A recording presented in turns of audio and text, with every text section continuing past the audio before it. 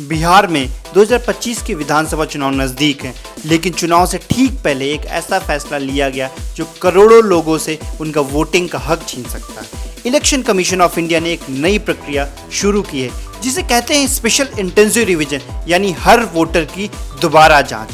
अगर आपका नाम 2003 की वोटर लिस्ट में नहीं है तो आपको अपनी नागरिकता साबित करनी होगी, वो भी किसी एक सरकारी दस्तावेज से, जैसे जन्म प्रमाण पत्र, जाति प्रमाण पत्र या माता पिता के कागज। सुनने में ठीक लगता है, लेकिन सोचिए बिहार के लाखों गरीब, दलित और मजदूर के पास यह कागज हैं या नहीं, तो क्या उनका वोट अब छिन जाएगा?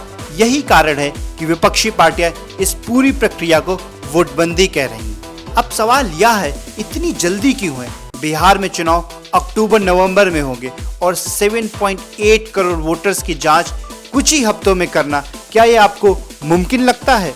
द हिंदू ने अपनी रिपोर्ट में लिखा, इतने कम समय में ये काम करना लगभग नामुमकिन है।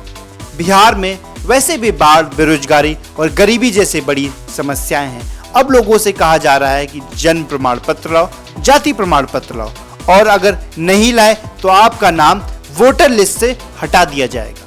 हिंदुस्तान टाइम्स ने अपनी रिपोर्ट में कहा, करीब 2 करोड़ लोग यानी हर 5वां वोटर इस प्रक्रिया में वोट देने से बाहर हो सकता है। वहीं इलेक्शन कमीशन कह रहा है कि ये सब आर्टिकल 326 और रिप्रेजेंटेशन एक्ट के तहत हो रहा है। लेकिन सवाल ये है, 2003 की लिस्ट को ही क्यों आधार बनाया गया है? क्या ये वाकई सब पारदर्शी है या फिर किसी राजनीतिक दबाव में किया जा रहा है? स्क्रॉल इन की कई रिपोर्ट्स में कहा गया कि बीजेपी के कुछ नेता इस पूरी प्रक्रिया को बढ़ावा दे रहे हैं। तो क्या चुनाव आयोग पूरी तरह से निष्पक्ष है? अगर वोटर लिस्ट से 2 करोड़ नामों को हटा दिया गया तो बिहार की 243 सीटों का नतीजा बदल सकता है। गरीबों का वोट अगर खत्म हो गया तो क्या ये लोकतंत्र बचेगा? वहीं इंडिया टुडे की रिपोर्ट कहती है कि लोगों का चुनाव आयोग पर भरोसा अब पहले जैसा नहीं रहा और इस बार ये भरोसा और टूट सकता है। इलेक्शन कमीशन ऑफ इंडिया को समझना होगा, लोकतंत्र का मतलब हर इंसान को वोट देने का हक देना है, ना कि उस हक को कागजों के बहाने छीन लेना है। ये समय लोगों को डराने का नहीं बल्कि उनके अधिकारों को बचाने का है। क्या ये सही समय है स्पेशल इंटेंसिव रिवीजन जैसे सख्त कदम उठाने का? कमेंट बॉक्स में जरूर बताएं।